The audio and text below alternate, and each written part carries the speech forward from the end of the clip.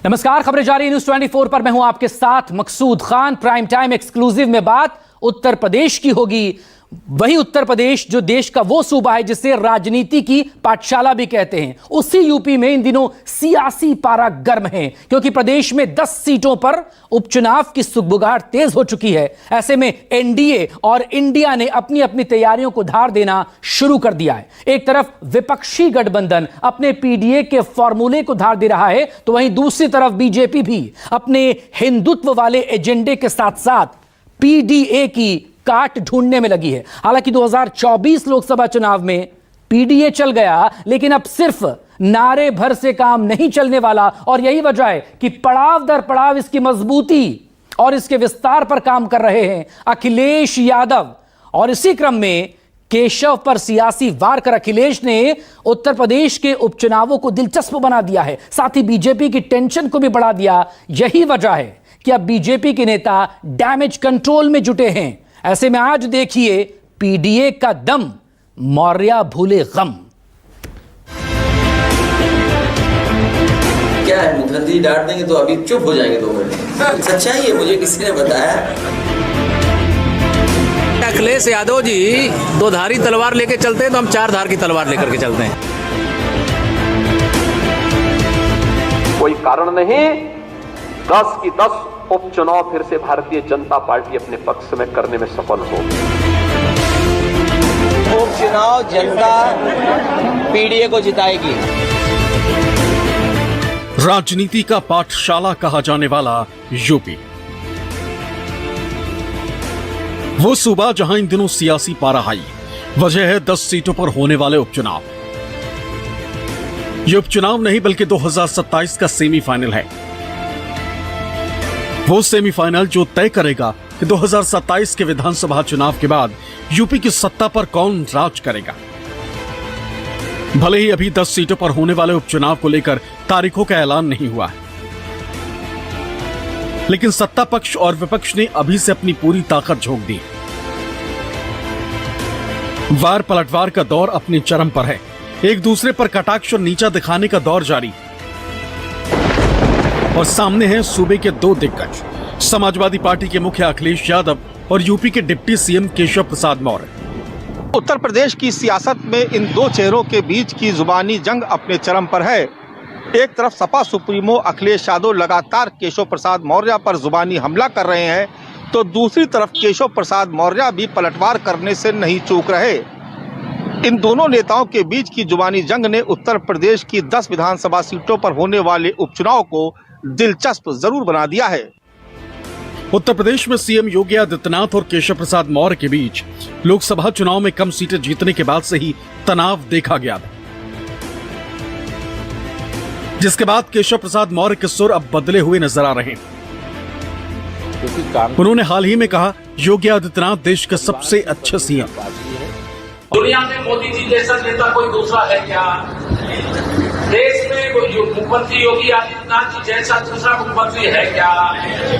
तो जब देश का नेता हमारा दुनिया का सबसे शक्तिशाली प्रभावशाली और प्रदेश के हमारे मुख्यमंत्री जब पूरे देश के मुख्यमंत्रियों की तुलना हो तो उसमें सबसे अच्छा काम उनकी अगुवाई में किया जा रहा है। मौर्य के इस बयान पर अब अखिलेश यादव ने तीखा तंज कसा है। अखिलेश ने एक्स पर केशव प्रसाद मौर्य पर एक बार फिर हमला करते हुए लिखा कि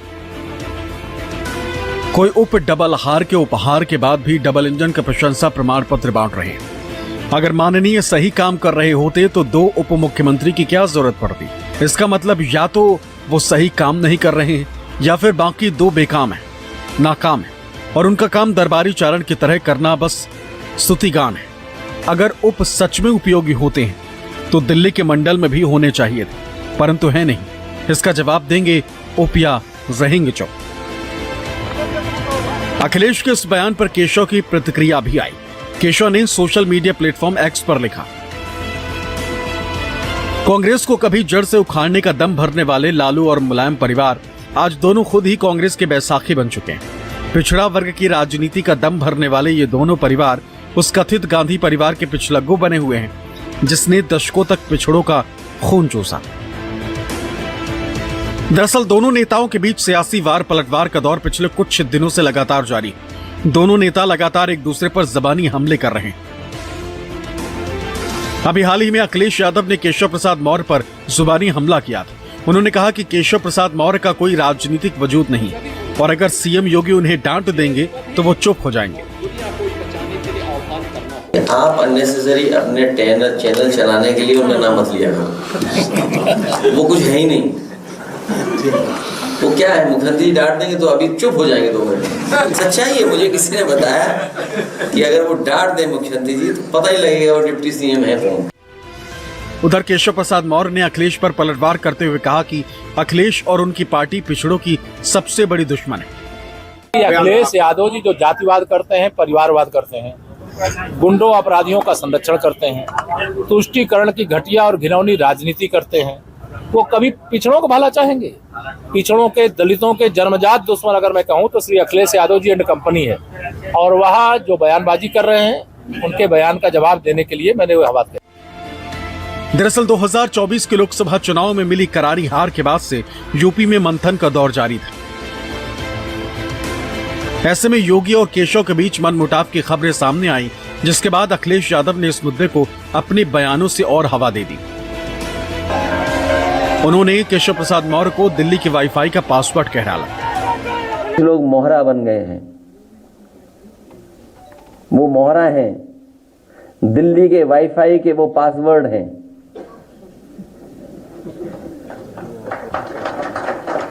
ये नई तरह की टेक्नोलॉजी, तो टेक्नोलॉजी के हिसाब से बोलना पड़ रहा है। आप समझ गए हो कौन मोहरा है? सुनने में आया कि मौर्य जी मोहरा हैं, दिल्ली के वाईफाई के पासवर्ड हैं। अगर दिल्ली वाले किसी से मिलते हैं तो लखनऊ वाले भी मिल रहे हैं किसी से। उधर अखिलेश ने केशव प्रसाद मौर्य को दिल्ली का मोहरा कहा, तो वहीं केशव प्रसाद मौर्य ने पलटवार करते हुए अखिलेश को कांग्रेस का मोहरा करार दे दिया। अखिलेश यादव जी पिछड़ों के, दलितों के सदा विरोधी रहे हैं और वह स्वयं कांग्रेस पार्टी की मोहरा है। अखिलेश यादव का उत्तर प्रदेश के डिप्टी सीएम केशव प्रसाद मौर्य पर तीखा तंज कसना दरअसल उनकी रणनीति का ही हिस्सा माना जा रहा है। अखिलेश यादव चाहते हैं कि जो आग भारतीय जनता पार्टी सरकार और संगठन के बीच में लगी हुई है, उसे आने वाले विधानसभा के उपचुनाव तक लगातार हवा देती रहनी चाहिए, जिसका असर आने वाले विधानसभा के उपचुनाव पर भी पड़ सकता है। दरअसल अखिलेश यादव ये संदेश देना चाहते हैं कि भारतीय जनता पार्टी की अंतर्कलह लगातार जारी है और ऐसे में भारतीय जनता पार्टी पिछड़े वर्ग को कतई तवज्जो नहीं दे रही है और वो अपने घर की भीतर की ही जंग में उलझी हुई है। दरअसल 2024 के लोकसभा चुनाव में अखिलेश और कांग्रेस ने इंडिया गठबंधन के बैनर तले चुनाव लड़ा और पीडीए फॉर्मूले के दम पर बीजेपी के सबसे सुरक्षित गढ़ यूपी में बड़ी सेंधमारी करते हुए उसे चारों खाने च्युत कर दिया। लेकिन यूपी के हार ने बीजेपी के अंदर आपसी मनमुटाव की वो बीज बो दिए, जिसके जद में सीएम से लेकर डिप्टी सीएम और प्रदेश नेतृत्व से लेकर केंद्रीय नेतृत्व आ गया। हालांकि इसका असर उपचुनाव की तैयारियों में भी देखने को मिल रहा है। एक तरफ योगी आदित्यनाथ मिल्कीपुर और कटेहरी पर फोकस कर रहे हैं, तो वहीं दूसरी तरफ केशव प्रसाद मौर्य ने मजबा और फूलपुर पर ध्यान लगाया हुआ है। दोनों नेता अपने अपने इलाके में प्रचार प्रसार में लगे। लोगों को आज अयोध्या का ये विकास अच्छा नहीं लगता तो उन्होंने सोशल मीडिया हैंडल का दुरुपयोग करके दुष्प्रचार करना प्रारंभ कर दिया। एक दिन आया कि 13,000 लैंड, अयोध्या की 13,000 एकड़ लैंड 3 लोगों को आवंटित कर दी गई। मुझे बताओ, क्या अयोध्या प्रॉपर में 13,000 एकड़ लैंड है क्या? पहले तो उनकी बुद्धि और विवेक पर ही मुझे संदेह होता है जो लोग इस प्रकार की न्यूज देते हैं। विधानसभा उपचुनाव जब भी ऐलान होगा फिर से जीतेंगे और प्रदेश की 10 विधानसभाओं को जीतने के लक्ष्य के साथ भारतीय जनता पार्टी अपनी तैयारी कर रही है। आज उसी की दृष्टि से मेरा प्रवास हुआ था और कार्यकर्ताओं के साथ संवाद में जो उत्साह मैंने देखा है वो 2014 और 2017 वाला उत्साह साफ नजर आ रहा है। भले ही यूपी में अभी विधानसभा चुनाव में देरी है, लेकिन समाजवादी पार्टी के मुखिया अखिलेश यादव अभी से अपने हर मोहरे को फिट करने में लग गए। वो एक ऐसे रोड मैप पर काम कर रहे हैं जिसके दम पर यूपी में साइकिल की वापसी हो सके। इसके लिए उन्होंने अपने पीडीए फॉर्मूले को धार देना शुरू कर दिया। देखिए, उपचुनाव जनता पीडीए को जिताएगी। जी। उपचुनाव और जो होने वाले समय में जो चुनाव होंगे उसमें पार्टी ऐतिहासिक जीत हासिल करेगी। इंडिया गठबंधन पीडीए की बड़ी जीत होगी। यूपी की जिन 10 विधानसभा सीटों पर उपचुनाव होने हैं, संख्या के आधार पर उसके नतीजों का समाजवादी पार्टी या बीजेपी पर कोई असर नहीं पड़ेगा, लेकिन इतना जरूर है कि जो भी ये उपचुनाव जीतेगा उसका मनोबल जरूर बढ़ेगा। इन 10 सीटों पर होने वाले उपचुनाव में भारतीय जनता पार्टी अपनी जीत हासिल कर एक तरीके से लोकसभा चुनाव में हुई अपनी शिकस्त का बदला लेने उतरेगी। तो अखिलेश यादव भी लोकसभा चुनाव में जिस तरीके की जीत इंडिया गठबंधन को मिली, उस हिसाब से वो उस जीत को बरकरार रखने के लिए, उस सिलसिले को आगे बढ़ाने के लिए नई रणनीति और पूरी शिद्दत के साथ मैदान में उतरेंगे। लोकसभा चुनावों में मिली जीत क्या उपचुनावों में दोहरा पाएगा इंडिया गठबंधन? क्योंकि अखिलेश यादव का जो माइंड गेम है, दरअसल वो बीजेपी को कैसे डेंट पहुंचाने की कोशिश कर रहा है, सिलसिलेवार तरीके से आपको बताते हैं। क्योंकि केशव प्रसाद मौर्य पर अखिलेश यादव लगातार कटाक्ष कर रहे हैं, तंज कर रहे हैं, और केशव प्रसाद के बहाने दरअसल उनके निशाने पर पार्टी है बीजेपी कि दरअसल केशव प्रसाद मौर्य की हालत इस वक्त बीजेपी में है क्या, क्योंकि बीजेपी में मनमुटाव की चिंगारी को भी हवा देने की कोशिश है। आपको याद होगा कि केशव प्रसाद मौर्य ने ही कहा था कि संगठन सरकार से बड़ा होता है, और उसके बाद कैसे दिल्ली, लखनऊ से लेकर दिल्ली तक की दौड़ हुई और मनमुटाव की खबरें लगातार आती रही, और दरअसल इसी का फायदा उठाने की कोशिश अखिलेश यादव कर रहे हैं। लेकिन इस सब के बीच केशव प्रसाद मौर्य पर तंज करके बीजेपी को पिछड़ा विरोधी बताने वाला नैरेटिव भी सेट करने की कोशिश की जा रही है, और इसीलिए अखिलेश यादव भी ये कहते रहे कि दरअसल उनकी चलती नहीं है, एक डांट में ही वो चुप हो जाते हैं। और इस सब के बीच सवाल इसी को लेकर के 2027 के लिए पीडीए का रोड मैप अखिलेश यादव के जहन में है, पिछड़ा, दलित और अल्पसंख्यक। लेकिन अखिलेश यादव बखूबी जानते हैं कि काट की हांडी बार बार नहीं चढ़ती। एक नारा एक चुनाव में काम कर गया, आगे भी सिर्फ नारे के सहारे हर लड़ाई जीतना आसान नहीं है, और इस मुद्दे को जीवंत बनाए रखना भी होगा। और इसके लिए जरूरी है विरोधी खेमे की छवि पिछड़ा विरोधी की बनाई जाए, और यही वजह है कि केशव प्रसाद मौर्य पर तंज कसने के बहाने यह मैसेज देने की कोशिश की जा रही है कि बीजेपी में पिछड़ों की कोई इज्जत नहीं, ना ही उनकी बातों को पार्टी में तवज्जो दी जाती है। यूपी की जिन 10 विधानसभा सीटों पर उपचुनाव होने, उनमें करहल, मिल्कीपुर, खैर, मीरापुर, कटेहरी, कुंदरकी, गाजियाबाद, फूलपुर, मछवा और सीसामऊ सीटें शामिल हैं। यूपी के दलित वोट बैंक को लेकर भाजपा में बेचैनी है। इसके कई कारण हैं। लोकसभा चुनाव में बीएसपी के कमजोर होने का खामियाजा भी बीजेपी को उठाना पड़ा। वहीं संविधान और आरक्षण बदलने का इंडिया गठबंधन के एजेंडा भी चुनाव में असर दिखा गया।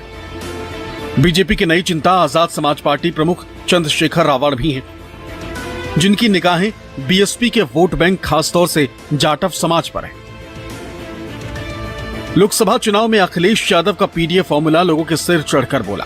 बहुजन समाज पार्टी से जुड़ा दलित समाजवादी पार्टी की तरफ जरूर आ गया, लेकिन अब इस दलित बैंक को अपने साथ बनाए रखने में पार्टी काफी संजीदा नजर आ रही।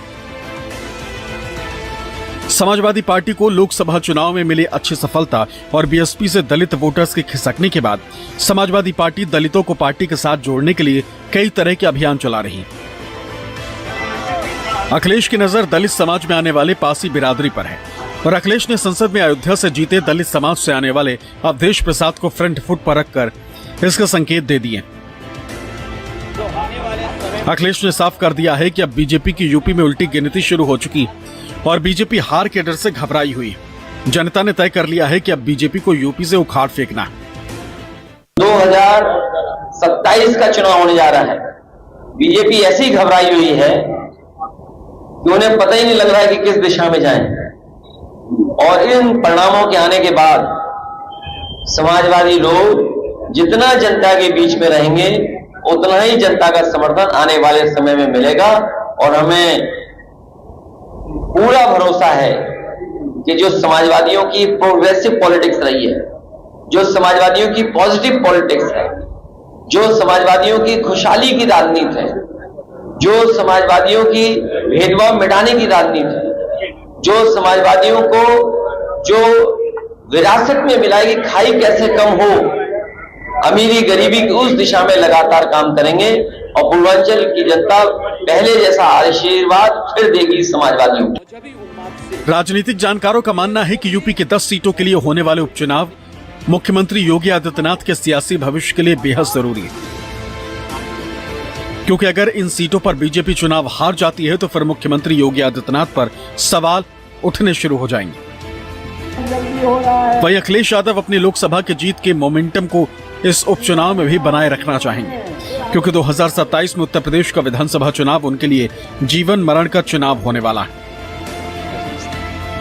आपको बता दें कि 2024 के लोकसभा चुनाव में 80 लोकसभा सीटों की ज्यादातर विधानसभा सीटों पर समाजवादी पार्टी और कांग्रेस गठबंधन ने जीत दर्ज की है और अब उपचुनाव के नतीजे 2027 विधानसभा चुनाव की दशा और दिशा तय करेंगे।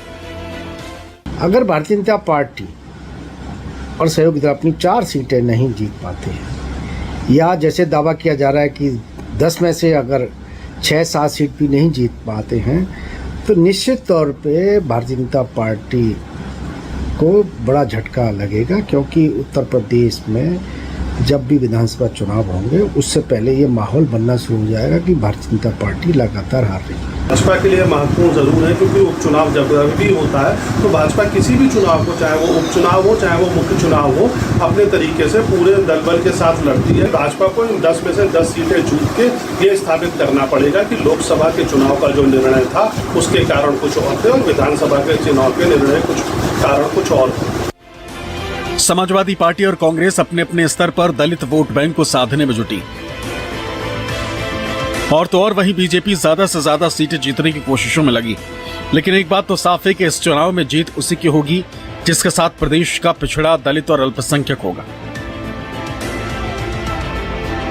ऐसे में कैसे पीडीए यूपी में किंग मेकर की भूमिका में है, ये जानना और समझना भी जरूरी हो जाता है।